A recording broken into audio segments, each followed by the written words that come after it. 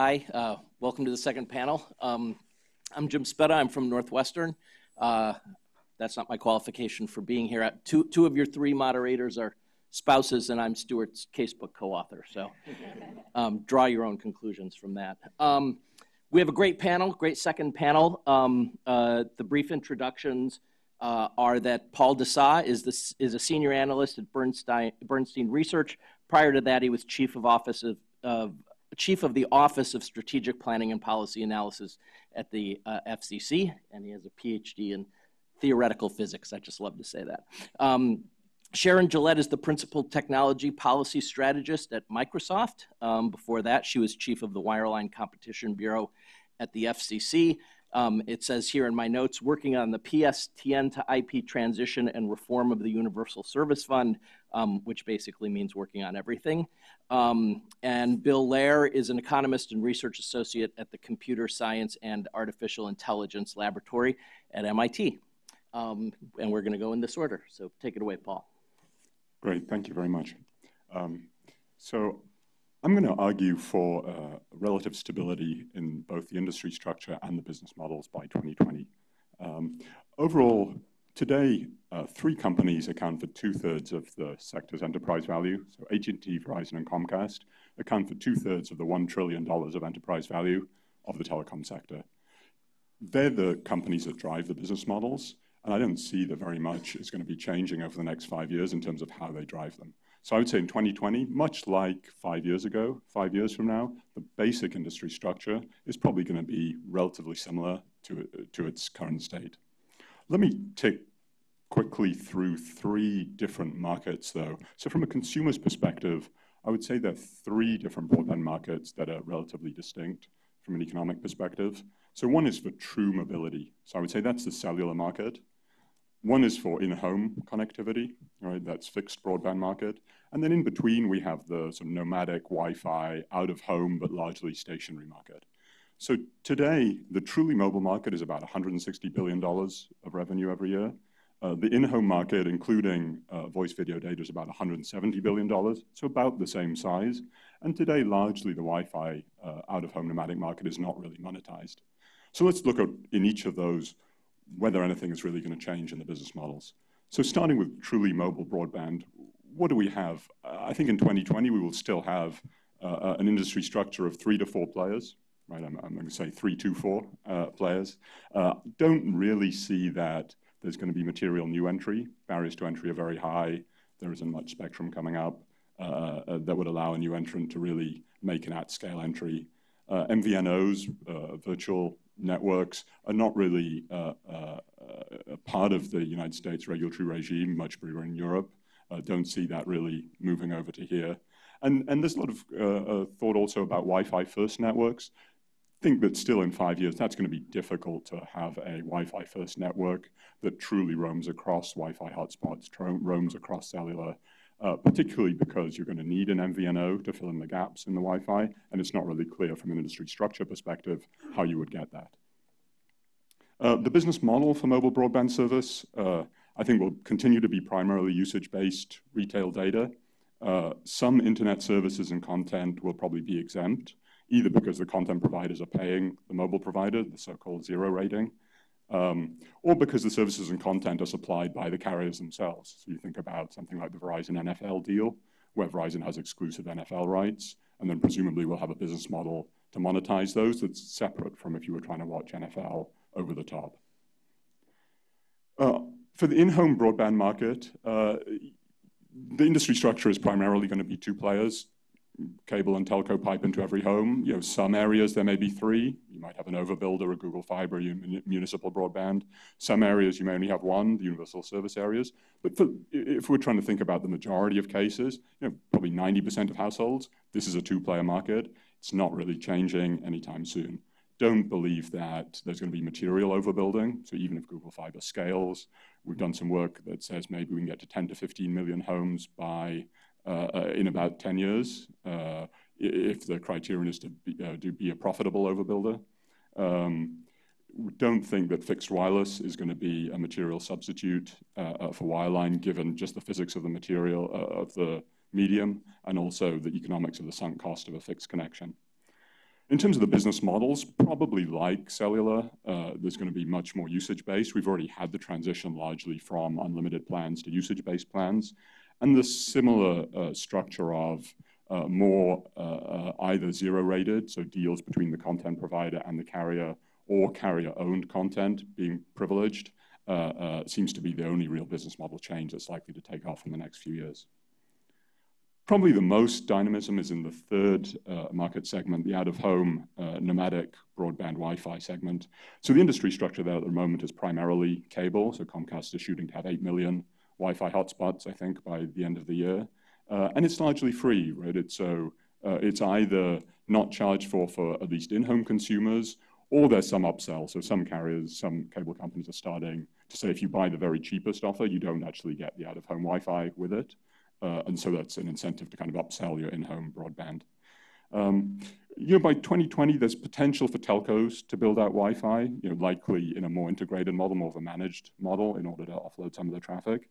And potentially, assuming backhaul availability, which is a big assumption, independent third parties, property owners increasingly, so hotels who used to contract with carriers to provide the Wi-Fi now increasingly want to do it themselves, retailers, other geographical locations where they can own their own Wi-Fi. In terms of the business model, so as I mentioned, there's probably going to be more upselling, I would suggest, so more efforts to say, if you want the out-of-home Wi-Fi, which is really an advantage to have access to that, you're going to have to buy a certain amount of fixed in-home broadband, or even just a direct charge. So we think that most consumers would probably pay $5 for out-of-home Wi-Fi access. That's still well under the umbrella provided by the cellular offerings. So to tie it together then, I would say finally, the common themes then across retail services in terms of business models. So A, not much change in the industry structure. 2, more pricing based on usage. So more usage-based broadband, more usage-based content. We saw the HBO and CBS announcements this week that some are saying will lead to more a la carte. And then probably more bundling by broadband network owners of services and content, and those bundles, the content being exempt from the usage-based pricing and or segregated on a separate part of the pipe to ensure superior quality of service.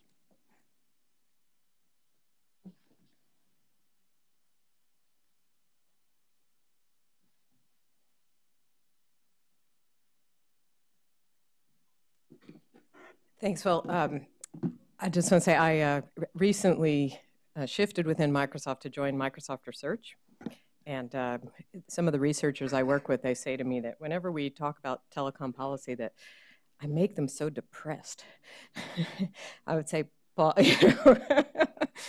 they should talk to you. And then I would look cheery. Right, exactly. So in addition, the other disclaimer that I have with being in research is that I have even less claim than I might have ever had to represent any official positions of Microsoft. So you should take what I'm saying today as my own views. Okay, there we go. We've had a lot of discussion today that touches on exactly these diagrams. I'm sure most of you in this room are familiar with the canonical shift from vertical silos to horizontal layers there in the middle. I selected that hourglass model picture for 2 reasons. One is that it was produced, it came from a report produced by the National Academies, which is where we are physically, so it seemed very fitting. And the second reason is that this was really, as far as I know, the first, that report, by the way, is called Realizing the Information Future, and it was published in 1994, so it's 20 years ago, which was a nice round number. But as far as I know, that was the first attempt to make a diagram to explain to policymakers the technical architectural feature of the technical feature of the internet architecture, which was that the architects had, as Tim has eloquently described to us, aimed to develop a platform for services innovation, to decouple the technology of networks and services. And as a matter of technology, as Tim has pointed out, they were quite successful. But, here's the but, it's not true that business models have to match technological affordances. And today, I think what we're seeing is Humpty Dumpty being put back together again. And this is the point that Danny was making. Whether you like it or don't like it, it is what it is, which is that we're seeing a lot of technology companies on the left side of that diagram integrating from a start in services, like, for example, take Google, they're in search and advertising. They're integrating down the stack in the sense of moving into networking first in the long haul and then ultimately having made it all the way to the last mile. On the other hand, you see last mile providers, or more generally network operators, who are going the other way, right? They're starting with their historical strength in networks and moving up into consumer-based services and enterprise services. So, but what I would like to point out is that despite these trends, which are very real and we definitely see them, despite these trends, we have a very thriving horizontal network layer. And this picture comes from Casey. Where's Casey? There she is. This picture comes from CADA. I'm very pleased that I no longer have to spell out what it stands for, since you already did. And let me tell you what this picture, what it's telling us. First of all, it's telling us that the internet still comprises a very large number of interconnected networks worldwide. And the way to read this, and I know that you can't read the names, they're very hard to see, but what you're seeing is a polar coordinate representation. Okay, I said that. But what that means is geography is around the circle, and the degree of interconnectedness is the diameters or the radius of the circle. So the dots in the center of the circle are those networks that are highly, highly interconnected, meaning directly, physically connected to other networks. Okay, and the dots around the dots around the circumference are those that have one or a few connections. Say, for example, take a small college that buys internet from a transit provider, which then connects them to the rest of the internet. That transit provider would be in the center of the circle. The college or university would be at the edges, okay? So that's what this diagram is showing us. So what do we take away from it? Well, you can't read it, I know, but I will read you what it says in the middle. Oh, I'm sorry, I forgot one other explanation. AS stands for Autonomous System, and it's roughly an approximation for an ISP, Internet Service Provider. It's the organizational agglomeration of networks together is an autonomous system. So a company, an Internet Service Provider. So what this is telling us, and I'm reading this from the chart, says, this visualization illustrates the extensive geographical scope and rich interconnectivity of nodes participating in the global internet routing system, okay? So this is really interesting that it's richly interconnected, because ISPs are actually highly diverse.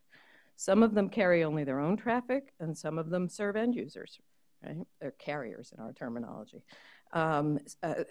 Yes. And some of them serve end user customers like you and me in our homes, right? Others just serve other internet service providers. They're pure transit providers in our language. Some are integrated into service, some just send the bits. So they're very different. Not all of them are commercial, okay? There are nonprofit networks in education. Many of you are probably familiar with Internet 2, things like that. But at least in the US, most of them are privately owned and operated, and that's a very important point. The fact that they're richly interconnected, and I'm using this word interconnection instead of peering, which is the word that Vint used, because peering implies a business model, and I don't mean to imply a business model. I mean to say physical network A touches physical network B. That's interconnection, all right? The fact that they're richly interconnected means that ISPs are choosing both to cooperate and to compete with one another. A strategic bargaining model that the game theorists Adam Brandenburger and Barry Nalebuff called co-opetition, and explored in a 1997 book targeted at firms, and I have to thank Bill Lehr for pointing me to this book. Unfortunately, however, the game theorists didn't write a book that advises policy audiences on effective models for regulating industries that are characterized by co-opetition. And in the past few years, we've seen some very high-profile disputes arise that involve precisely this characterization: bargaining breakdowns between private parties that both complement and compete with each other. Hello, oh, there we go. No, there we don't go. Okay, so complicated. We need a regulatory theory for this. We need a regulatory economics theory. We don't have one. So until Jean Tirole takes on this topic and wins his next Nobel Prize, I'll do my best, okay, to talk through at least some workable model, some potentially workable models today. And I should say that, you know, I have a lot in this talk. It's more than 10 minutes. And the good news is Vint and others have said a lot of what I was going to say, so I will flash through future things, but this is where I really wanted to spend a little time today. Okay, so the debate so far has really tended to focus only on the extreme possibilities on this chart, which regulated price on the one hand versus antitrust, or sort of after the fact, no real rules up front, right? And typically, I think that's because those are great straw men for why any oversight of internet interconnection would be completely infeasible or impractical or unworkable. And I think this is kind of like saying that as a parent, you just shouldn't deal with sibling rivalry. You shouldn't worry about it because the only possible approaches are to shrug your shoulders and do nothing if your larger child nearly kills the smaller one, right? That's kind of like antitrust.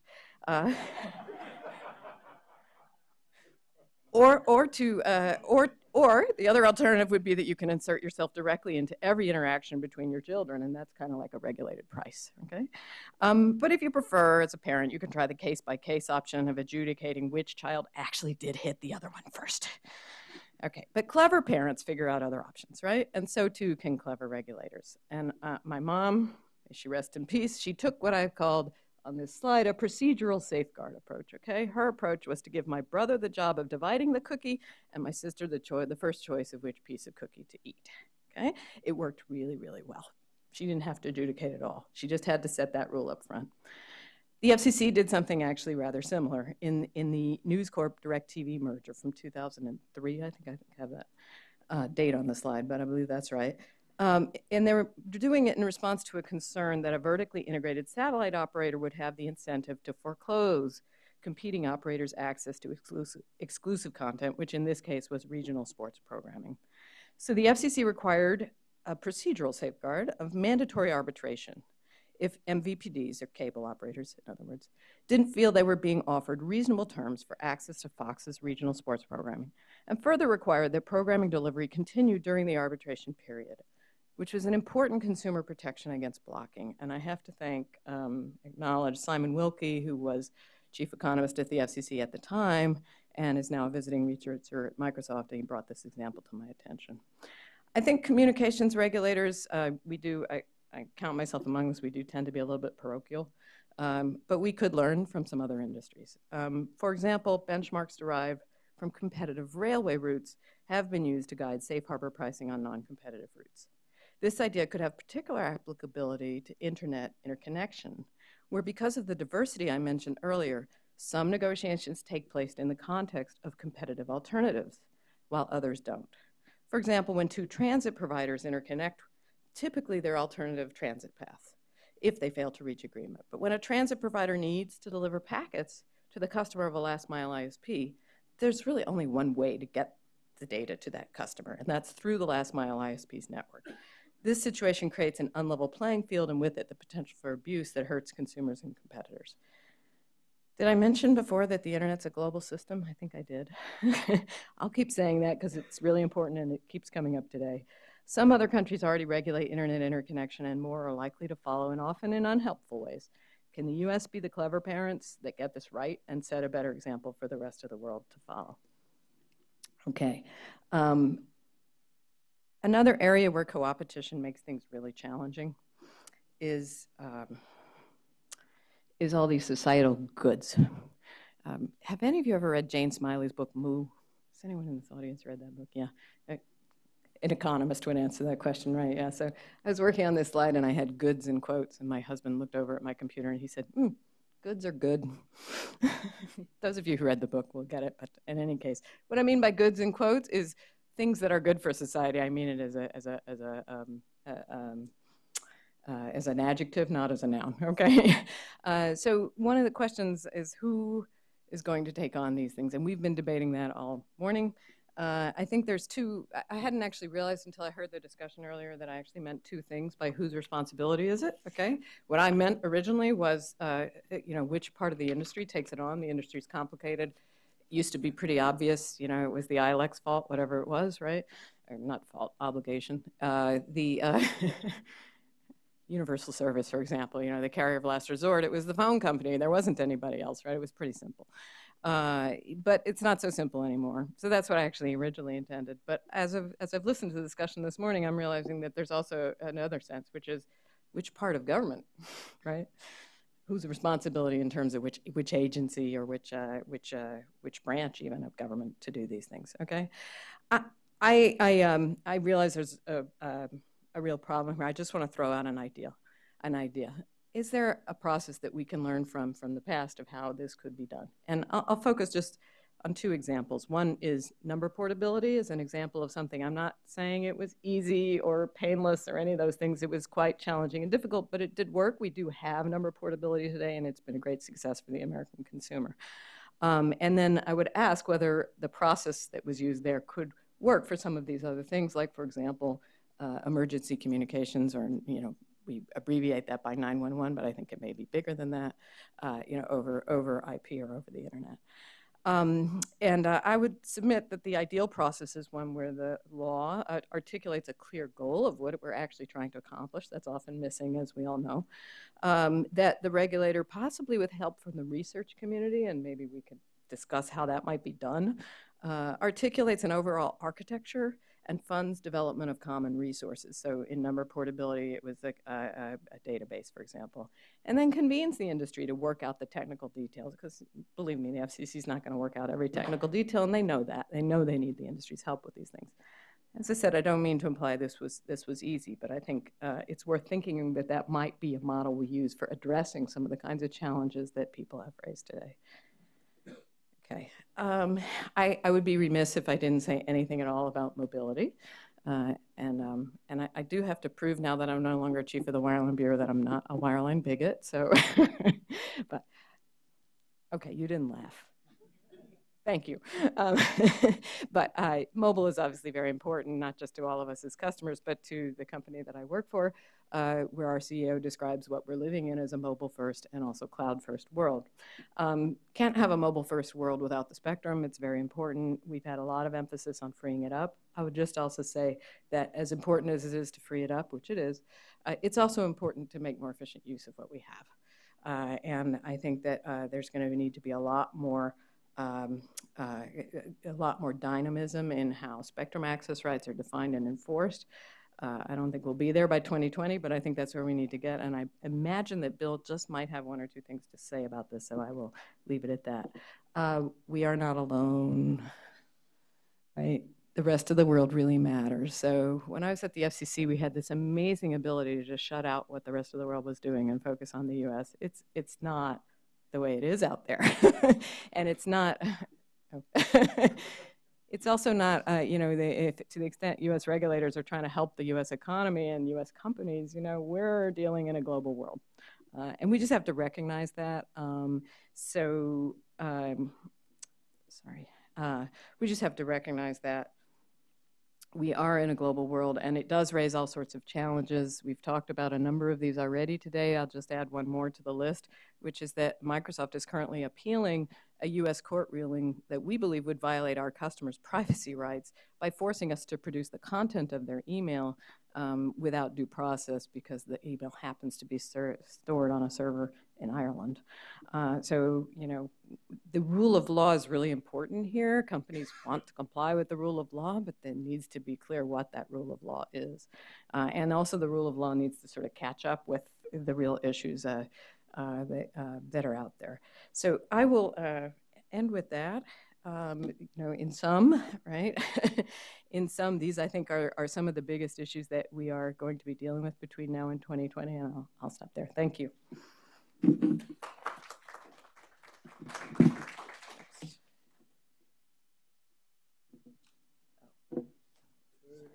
So my slides will magically pop up in a minute. So I'm Bill Lehr. I'm an economist who sits in an engineering school, spend most of my time listening to engineers talk about economics that they don't fully understand and tell me what I definitely don't understand about engineering.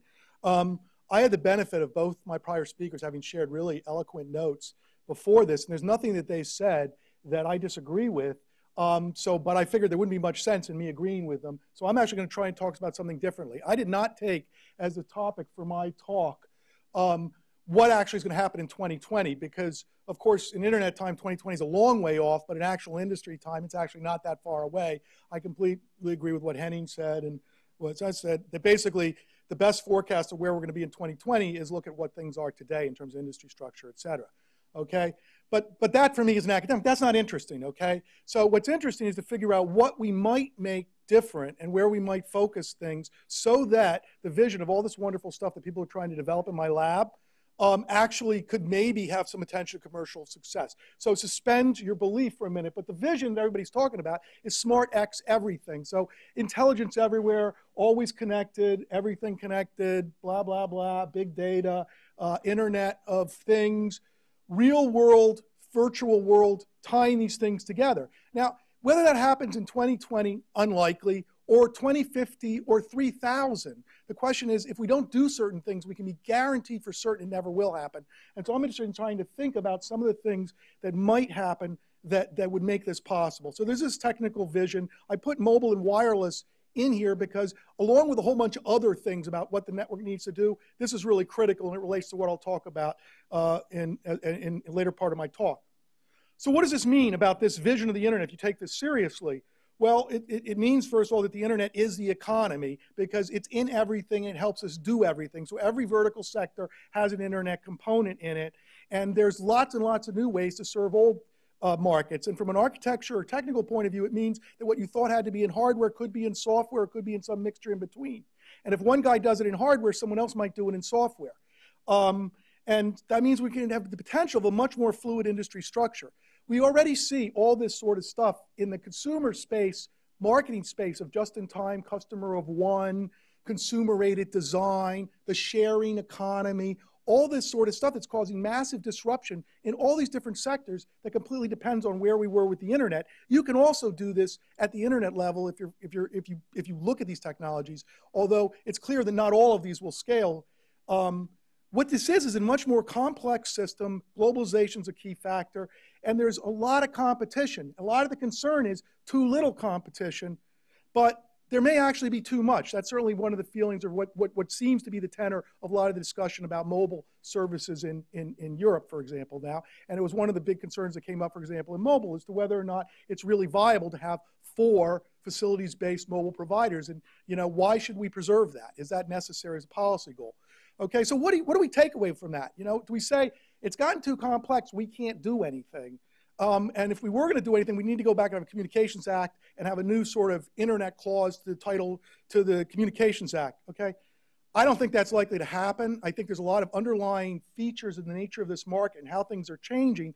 It basically forces us towards a model of ex post regulation of necessity, if not actually because it's more desirable and of design. So I would like the idea of coming up with, oh, here's a brilliant strategy for how we regulate broadband bits and do a net neutrality there, and then have a nice layer that doesn't pervert innovation in any of these other services. But I honestly don't know how to do that, and I've been dismayed with all the attempts to how one would do that. And I don't see that problem getting easier as we move towards clouds and we begin to say that the internet does a whole lot of things other than just transport, which means we're going to have to go for markets instead of direct government control. And which means that the future problems, and this is a point I've been trying to make, is that coordination issues, economic coordination issues are likely to loom larger than market power. Not that market power isn't still going to be an issue. It is, but we've talked about that a lot. Coordination is things like incomplete markets, asymmetric information, Lemons problems, all this sort of stuff. And there's lots of ways that could happen. And we may end up not getting the future we want because nobody can figure out how to make that investment and actually recover their investment there. So the thing I'm going to talk about in the last part of my talk is 3 ideas of ways we can try and get the camel's nose under the tent to make things better. So one of these is we need to get better information. If markets are going to take over, they have to have better information. That means we have data metric and measurement platforms, and I'll talk about what that means. A second is, to the extent we can, we want to enable alternatives to the last mile, and the best possible alternative of that is some ability of bundling together community networkings, what end users can do, and wireless. And it's critically a wireless issue, and I'll talk more about what that is. And then the last is, if there is a critical resource, which absolutely requires a collaboration of industry policymakers and technologists to get the possibility of futures we might want to see, it's spectrum management. And that'll be the last thing I'll talk to if I get to it. So the data metrics measurement platforms problem, okay? Big data, everything's measurable, everyone's measuring. When you have a world like that, you're going to have to summarize the data, which means you can't keep all the raw data available. As soon as you summarize it, you can't separate the metrics from the measurements, and there isn't any unique weighting of how you summarize the data that's going to be perfect for all situations. There's not going to be any single party that can do this the best, which means that we have to think about designing a system for doing what Sharon talked about when she was at the Common Carrier Review, evidence-based decision-making. But of course, what does that mean? What data do we need for which questions? How do we keep that data fresh, timely, and relevant? And whose data metrics interpretation is being correct? When we use this data to make decisions, that makes it strategic, which means people are going to game the metrics process, the measurement, the data, all of that. And we need to anticipate that as we try to deal with this ecosystem. What does that mean for regulators? One thing it means is give up on trying to be the authoritative and comprehensive source of information. You can't possibly do it. The best you can do is be curators and try and tell people, we've used this data from this private source. We think it's a good source. It might not be, caveat emptor. Here's to help you do a better job of it. Here's pointing to people we think are doing a better job, because there'll be lots of silos, specialized silos, that are going to need to help you depending on what your problem is. It means a lot more private-public partnerships in this, and it's inherently multidisciplinary. If I want to look at sort of the economic impact of jobs, broadband on jobs, and I want to measure internet jobs, I need data sets that the BEA doesn't have and isn't going to collecting and won't collect in a timely fashion. So I need to do things like, I'm drawing a blank on his name, who used job announcements to try and pick out web-created jobs, and I apologize for not being able to reference him here, but I can give you that name later. But that's one of the things people are going to need to do. And there's a whole mix of tools similar to the kinds of things that Sharon talked about that we will focus on here. Transparency, trying to figure out what are best practice standards. There'll be an element for direct monitoring. And one of the key things is the enforcement question. I think Danny talked about that. And that's going to call to some thinking about how we want to assign responsibilities and redesign institutions. Having everybody regulate everything is clearly a disaster. Having certain parties regulate a lot of stuff is also a disaster, like who wants the ITU to do all things related to the internet, right? Okay, small cell ecosystem, and this I think will be the last thing I'll talk about. What I mean by this is that the future of broadband is inherently mobile. That's what's really driving it, whether it's mobile in your home or mobile outside your home, that's where all the cool applications are. Mobile's not always wireless, but almost always wireless, and wireless is increasingly pushing us towards small cells. It's pushing us towards small cells because of spectrum scarcity, but even if spectrum were not scarce, we'd be going to small cells because of things like power management and things like that, and controllability, wanting to keep things local, like my personal jewelry and things like that. And we're putting a lot more intelligence in the edges. So if we talk about this is where we have this very fertile ground for innovation, we'd like end users to maybe be able to take advantage of it. And if we were going to have an alternative to address the last mile, this is the one new thing that has never been part of the game before. I'd like to be able to go to a big box store and buy some gear that could actually begin to allow me to build interesting driveways in my home. I'll need some community help, mesh networking, there may be purely technical solutions to do this, to tie that together to get to a point of aggregation where I could then hook around other folks. Now, is that going to be the future? Is that the right way to build networks? No, probably not. But a little bit of that at the margin can do a heck of a lot to tell the service providers to do what they need to do for us. Key questions that are going to come up here is, who owns it? You put deploying intelligence, whether it be a router or anything else, on a customer's premise, and you ask the customer to buy it, like a small cell or something like that, the customer's going to expect to have control over that, and you're going to have a whole bunch of issues. We have to deal with that. The ownership and the control can be separated, and there are often times where it's not obvious to me that the end user should be the one controlling it. They're often going to make bad decisions that could hurt themselves, and they may want a service provider to control it. But are we happy with the service provider control without the end user being involved? The community networking issues, there's a lot of equipment economics. And the last question that one would address would be the question of what spectrum. On balance, I think it pushes you more towards a model of unlicensed spectrum and relative to license, but the real future is going to be, oops, what did I do there? Ooh. All right, the real future is this, and I will end with this, whereas basically that chart up there is the spectrum access system that they're currently trying to design for 3.5. That chart is basically very static and trying to tell you who has the rights. It's completely inflexible. It's totally uninformative. And what we're trying to do is move to a system from a regulatory point of view, a technical point of view, and a business point of view where basically we can get the spectrum moving to where it needs to on a time scale that isn't measured in decades, but maybe is measured in years.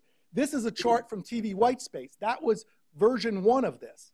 That's a chart from the 3.5 gigahertz proceeding as to what this database could be. What we need to do is figure out how to design this ecosystem. And that is a really tough challenge that is much more than just purely a technical challenge. To figure out, for example, how to populate things like the database and the interference modeling, you're relying on theoretical simulation models because there is no experimentation, because there are no such radios. There won't ever be such radios to generate real market data if we don't create the opportunity to use this. So this is a situation where if policy researchers don't get together, a whole terrain that we might want to explore will just never happen. So let me stop there. So I'm going to give Paul and the rest of the panelists, but particularly Paul, since he had to go first, an opportunity to respond. And do shoot your emails, questions to us while we're doing that. I don't have any strong responses. I mean, I think I would like to actually hear Bill talk a little bit more about the remark you made about market power versus coordination. Because I mean, it seems to me that if one thinks that the industry structure is going to be relatively stable, that the central question actually is market power. And so I'm a little unclear about where the coordination piece comes from. Okay, well, so one obvious example of this is this question that came back to Casey Claffey about dirt road versus vid surfs. If there's a dirt road that is what's available to the general public, that's a coordination problem. Because presumably it's not the fact that there's some evil like Comcast is out there saying, I want to screw people and piss off the government. It's because they don't see themselves as having any sort of business model, and they see themselves as profitably doing something else. And I think that the question is, for example, if communities could go in and aggregate demand or a whole class of solutions like that, help there, that would be a coordination thing, or getting more information. I think one of the things, if you look at what Google did in Kansas City, one of the brilliant things they did was they got all of those bazillions of proposals, and then they chose, but they have a tier of proposals they can work with without them having to put any investment in to choose the hierarchy of how they want to go in, you know. So, and that's a coordination solution. So I think, now what's the regulatory role in that? Standards, maybe minimum quality. Minimum standards can be very far away from the current goal. They can still have relevance without being binding.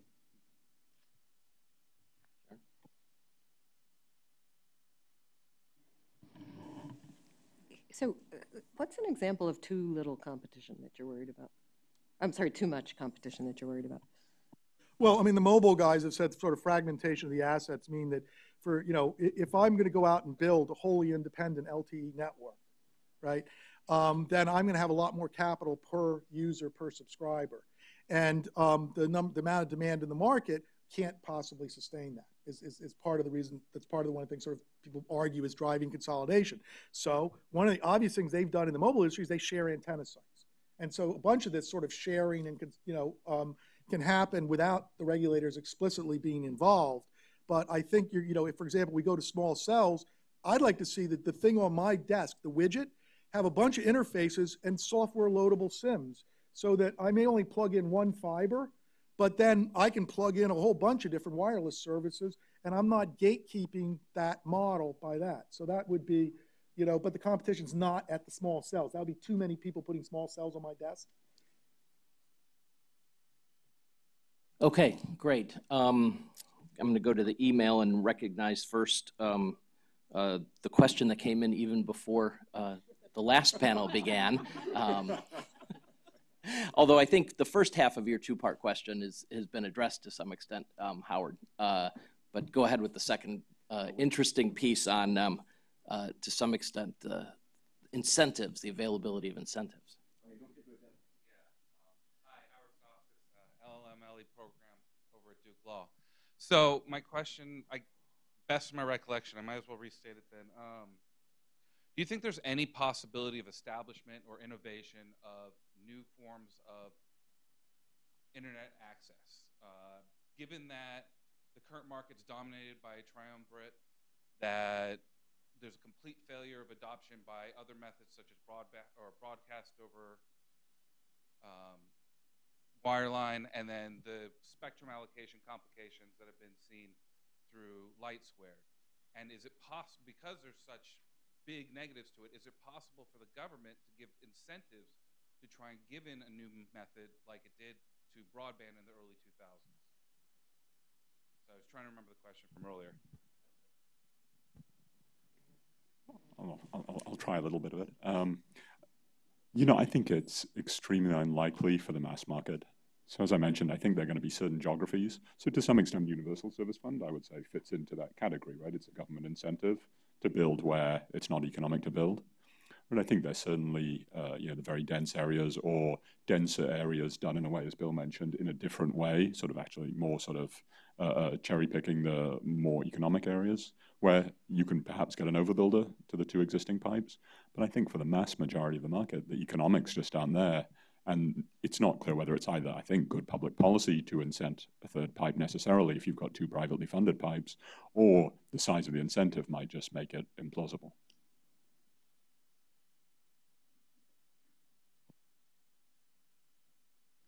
I mean, I'd agree. I'd say one of the things that's happening from a technical point of view is a lot of the concerns that people have about, for example, traffic shaping or blocking, the application space, there's all kinds of ways that you could have revenge of the edge. So multi-homing is becoming much more real, and the application designers can take advantage of that. And a lot of those solutions are not architecturally elegant, but if I thought Comcast or the Chinese government was stopping me from getting to where I want to get to, there are all kinds of ways and tools that I can get around that. And so I think that there is some hope in that. And again, I think you don't need to have every town have a municipal network in addition to, but if enough do, and the cost of someone doing that, then you can make the markets what an economist would call contestable. And that can be an effective discipline on competition. I would just second that. I think the competition will be at the margin. It will not be nationwide. But nevertheless, anything that policymakers can do to incent that competition at the margin is a good thing. Okay, next we have Danny Weitzner.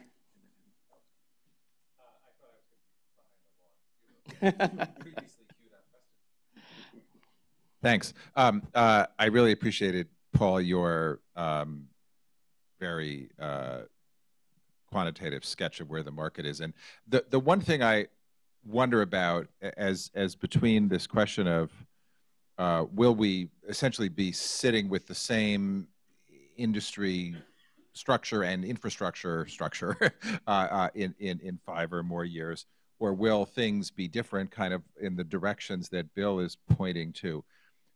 I wonder how much of this really just has to do with real-time high-definition television. And because it seems that there's this divide that I think you've sketched a very compelling picture why the incumbents have a clear infrastructure and market advantage in that. But as to everything else that we do with the internet, it seems like there's a fair amount of flexibility. And I just wonder what you might be able to say about where that particular content marketplace is. I know we kind of hear about people shifting their attention and time spent on different kinds of screens. Once you get away from the real-time high definition, it seems like your bandwidth and latency requirements really change dramatically and comparatively disadvantage that one category of the market that you described as strong.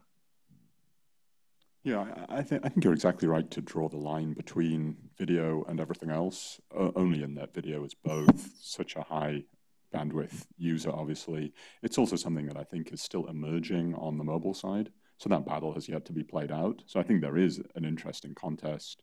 There's essentially no watching of video over cellular today, which is more of a function of price. It burns through your data plan so quickly.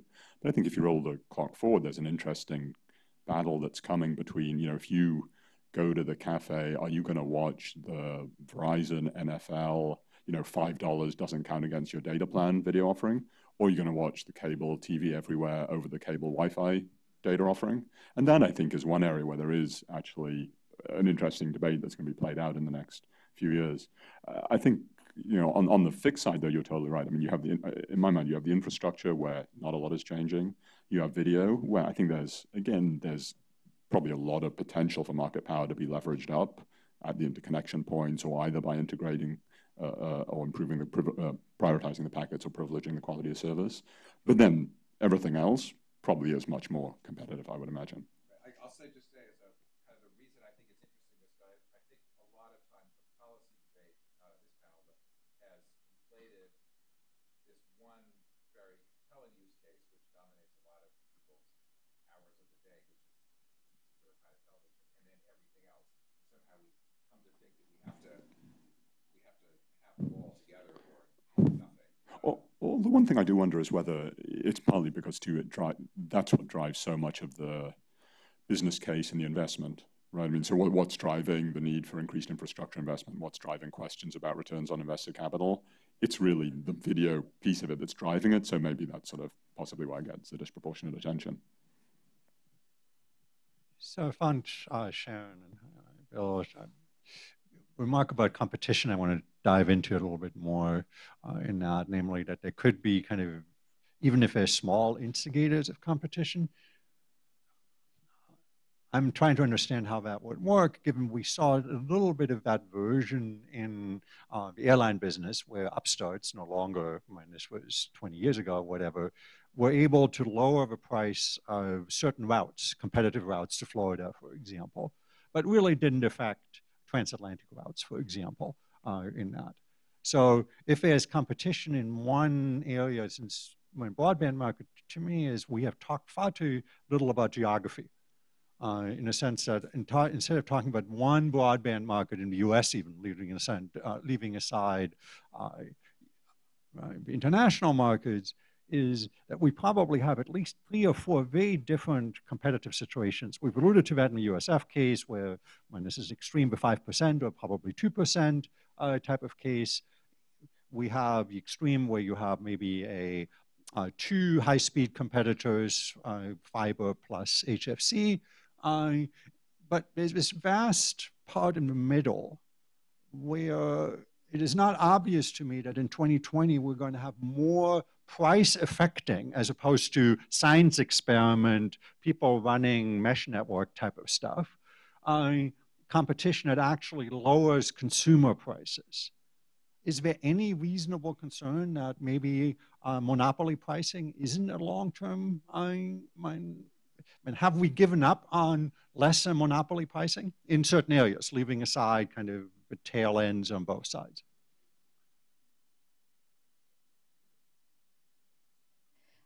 So first of all, I'm trying to make sure I understand your question on, because I think there's 2, I meant 2 things by marginal competition. You're talking only about the number of pipes, basically. Right. Okay. There's another form, so I might even pose it as a question to Paul, the nature of it, which is, so for example, would cable Wi-Fi, even though it's not going to take over for mobile in your calculus, but could it lead to higher mobile data caps for exactly the scenario you talked about? If I go to the cafe, I have a choice. I can do it over the capped service or the uncapped service, but that seems to erode the cap pricing power in a sense. So that's a form of competition that's. Yeah, I was talking primarily about residential. You're talking market, about residential pipes. So before Paul answers my question, let me address that piece. So I'm going to express a sincere personal frustration. About 18 years ago when the act was passed and everybody was saying competition is the answer to everything. And I said, but there's geography, and in Western Massachusetts, they're not going to have competition. They don't have broadband at all today still, right? So there's, it's 10 people in a town and it spans a huge geography with mountains and trees. It's hard to serve. It's expensive, right? So, geography is heterogeneous, and there's always going to be heterogeneous economics if you leave it to the market. Why don't we just accept that and move on, okay? And the challenge is because it's very hard for a national policymaker to accept that and move on, because they have to have a heterogeneous policy depending on where you are, and that's really hard to do if you're a national regulator, right? It's hard even to do if you're a state regulator, because Boston and Western Mass are really different too.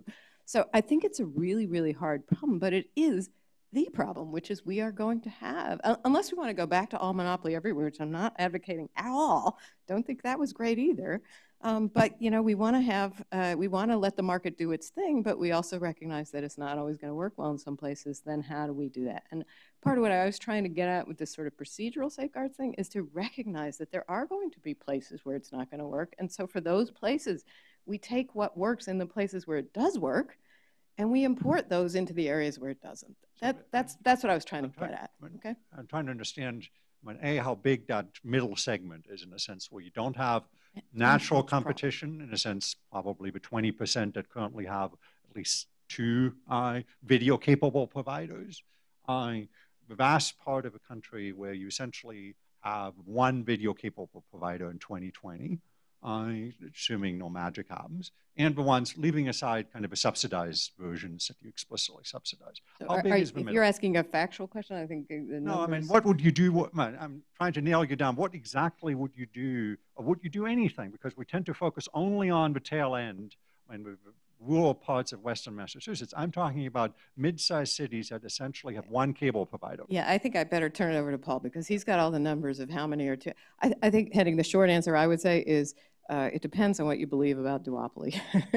I think what I heard Paul say is most of the U.S. is actually duopoly, okay? And the question is, do you believe, some people have said duopoly will become monopoly. Others have said, well, actually, duopoly is pretty healthy and that's good enough. And so I think it depends what you believe. Why don't I let Paul take the rest of it? Yeah, I think that's right. So, I mean, so let's say of 110 million households, about 15 to 20 of them are going to be FiOS, right? I would say at this point in time, only FiOS, when it's a FiOS versus cable battle, you can say we're future-proofed and done. So that's your sort of tail, your competitive tail. I might question slightly the premise of the question for the rest, though, because I do agree with Sharon.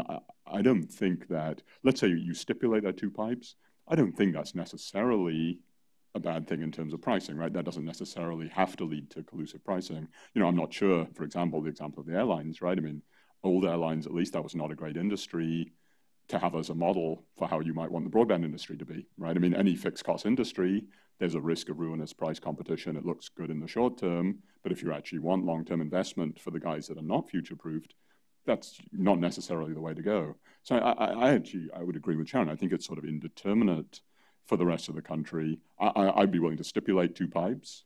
What I'd be much less clear about is then, particularly given that demand is segmenting more and more. So if you look at the distribution of what customers want, there are more and more distinct customer segments.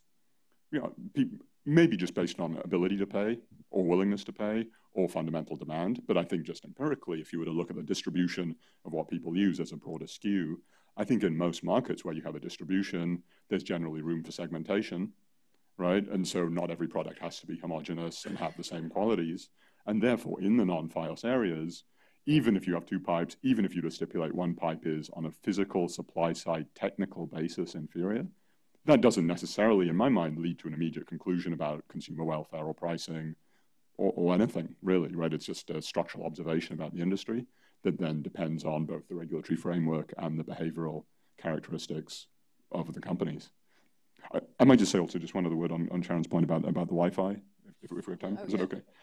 So I just say, I would say already Wi-Fi is the biggest, even though it's not a perfect substitute for cellular, it's probably already the biggest price discipliner on cellular, by which I mean a hypothetical world where there's no Wi-Fi, probably we'd all be paying twice as much for our cellular data, right? And it just turns out that I think we're lucky that, to Danny's point, right, the geographies where one wants to have the most data usage, right, are probably relatively stationary. So I want to sit down and watch video. I'm not going to walk along the sidewalk and watch video. And that's the area where Wi-Fi is a pretty good substitute.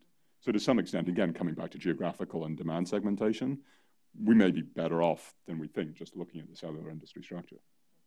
Okay. Yep. Paul, on that point, my industry sources would indicate that overall revenue among all the access platforms right now is, oh yeah, my name is Rich Shockey. The revenue for all the access platforms across the industry is relatively flat at this particular point in time. In your view, how is that going to affect CapEx? I mean, can we keep pumping enough money into the industry to keep the party going? Yeah, you know, if you look historically, we actually did this exercise, tried to do it bottom up from the company revenues. As a percent of GDP, you're exactly right. It's always about 2 to 2.5% of GDP. It is, the industry revenues are relatively flat. You know, the allocation between fixed and mobile, consumer, enterprise, wholesale, you know, TV, video, TV, broadband, voice, those distributions change somewhat. You know, I think going forward, what we're projecting at least is actually that wireless growth, revenue top line growth slows. So, you know, from order 5% to order 2%, because incremental connections are lower value, Internet of Things, devices, you know, just fundamentally lower value connections on the increment. Probably wireline grows because as broadband demand grows, there's probably a bit more top line growth there. So, you know, I would say it's obviously carrier by carrier, and you have some macro trends like the end of the 4G build out. So if a wireless generation comes along roughly every 10 years, 1G, 2G, 3G, 4G, 5G, we should be entering somewhat of a trough in fundamental, competitively necessary next generation upgrade of wireless to the mid-20s. You know, that being said, there are other things to spend CapEx on that are probably necessary, right? Densification, broadband speed upgrades, everywhere outside of the FiOS areas where the telcos are going to be pushing fiber closer and closer to the home to stay competitive. So, you know, I actually don't see a great change in CapEx spending. It's been pretty stable for most carriers, 13, 14, 15% of revenue. Probably stays relatively flat, even if the distribution within it changes.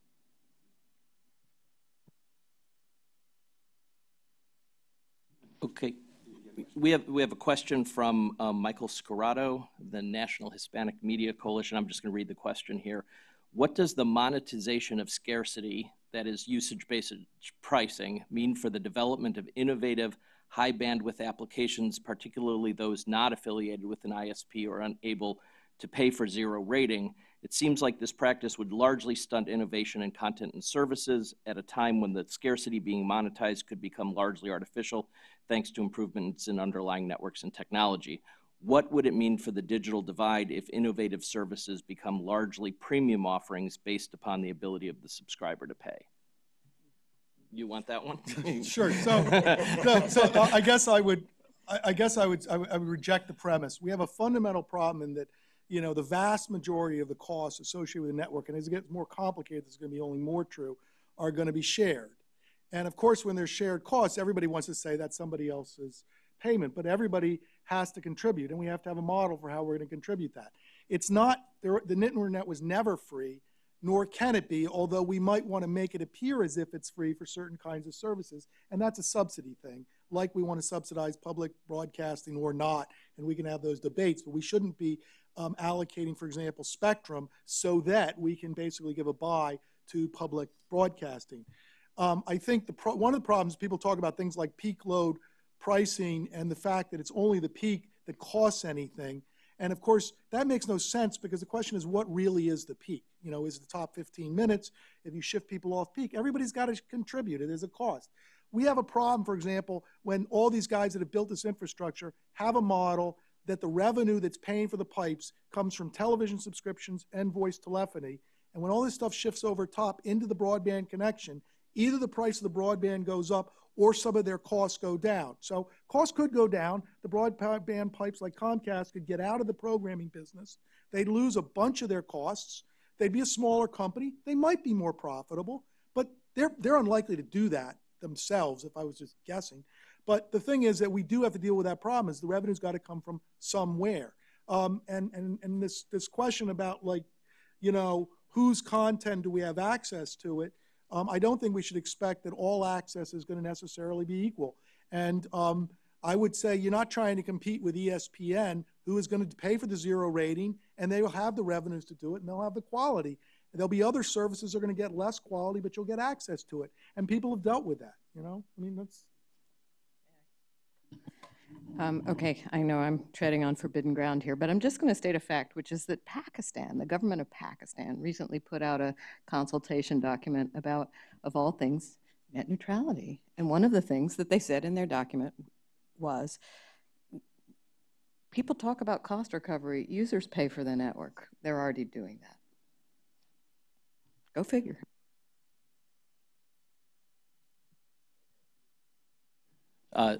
We're going to bring in two last questions here and then have the panel address them. Sachin from George Mason University. My question is directed to Paul. I mean, you've done a lot of research onto what you feel is the U.S. market as such. I'd be interested in what is the state of affairs in the emerging areas. You mentioned that fixed wireless is not a viable alternative to the fixed wireline, and in the US, basically the structures are going to remain more or less the same. But what do you think is happening in other places where there's not a lot of wireline infrastructure? Everybody talks about leapfrogging wireless, but there are inherent issues with wireless about the sort of quality of services that it can bring. Are there enough expenditure happening in those areas, in those countries, or are they just doing wireless and forgetting about wireline? Yeah, you're exactly. I should have been clearer that I was only talking about the U.S. and in my work I only focus on the U.S. market. You know, so I think it's difficult to generalize. You know, when I was in consulting before I went for many years, I worked probably, I don't know, in 15 or 20 different countries on the ground across Asia and Europe and North America. And I'd say the mistake I always made was overgeneralizing how applicable things from one country were to another country. And my general impression is, particularly for telecom, which is fundamentally at the infrastructure level, at least, in a very, very national market, unique regulation, unique subscribers, unique demand, unique path-dependent history, to your point about the quality of the wireline network. I think it's very hard to generalize across countries, and I really don't know enough, I think, about other countries to sort of make a big sweeping statement. Well, the one thing, I mean, from my understanding is that wireless is a much bigger picture in a lot of the rest of the world. There's also the question about the relevant role of television means a very different thing. So, like, for example, in Brazil, there's a huge market of people that are watching TV, and it's a major vehicle for communication with folks. So the poorest villages have television. And so the question is, well, why don't they put television receivers in all the handsets? And so people could watch it, you know, instead of like trying to integrate it with the communications network. Now, sitting at MIT, I don't like that because it's not an elegant technical solution, but it's a real world solution. And I don't think, you know, we are sensitive enough to that. One of the big issues that I've seen in the developing world is that they basically did a deal with the devil in that they said, we have to give completely free, you know, no regulation to the cellular operators to get them to come and invest. And then they had a regulated wireline carrier that didn't do anything. And now they basically want to have fiber to tie the backbones of the cellular networks together. But basically the wireline carrier is like, well, no, we want to control that. We shouldn't let them do it because they'll just put fiber where it makes sense to put fiber. And then, you know, we have to put it everywhere kind of thing, and we're not putting it anywhere. And that's a problem, is how do you, once you let the cats out of the bag of deregulation, how do you put them back in when you say that's part of something you need to do for the next level of infrastructure? I also think, and this, I think we live this in the US, is that when we talk here about getting a gig broadband in the US, I think that makes sense because I think we're going to do that anyway, sounds like. And it basically answers the question about is it 10 or 20 or 50. But it wouldn't make any sense to go to a developing world where it's like get them on the internet. Get them all this value with a relatively low-speed connection. Let's not worry about is 1 megabit enough. If I can get 1 megabit, I'll call myself a huge success, and then I'll worry about how I get to 5 and 10 and all of that. I think that Paul made a lot of the points I was trying to make in my tweeted questions, so I'll thank you, Paul, and commend everybody to review his remarks on the video. But I wanted to sort of take us back to Sharon's illustration of different types of rules, because it definitely it made me think as a former antitrust lawyer. I think it's funny to sort of characterize antitrust as sort of letting everybody just do whatever they want, but I don't think that antitrust is that, and I think that antitrust has something to teach internet regulation and internet regulation policy to the following point, which is that we have to think about consumer welfare, and that focusing entirely, constantly about memes like competition and memes like price ignore what we really should be trying to address. My question is, are we going to be able to have a conversation about internet regulation where we talk about how to maximize innovation, how to maximize quality, how to maximize output, how to move the supply curve to the right, rather than constantly focusing on one dimension. I understand if your only tool is a hammer via previous experience in price regulating monopoly utility carriers, then every problem is a nail to be addressed via price regulating supposedly monopoly carriers. But that's not maximizing consumer welfare. So is the conversation going to move beyond that, as it has in antitrust, or will it continue to circle around because we're going to be talking past each other?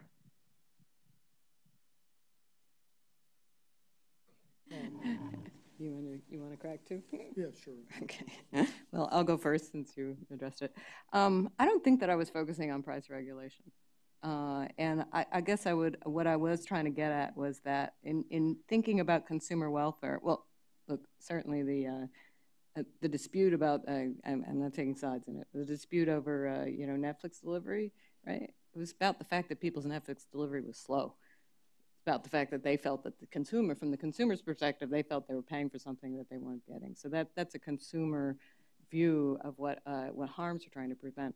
I think where I was really coming from in that description, Fernando, is that in my time at the FCC, a lot of the disputes that were before my bureau were wholesale disputes. They were not retail. They were not about retail price regulation. Nobody wanted to do retail price regulation. They were about the wholesale relationships between private parties, where there's an awful lot of he said, she said that comes into the adjudication, and it's not efficient, it's not effective. And the question I'm trying to raise is, and at the same time, I think the wholesale relationships reflect out to consumers, not in ways that they always understand, but you can see them from the consumer impact of some of these disputes that have happened in the past. So,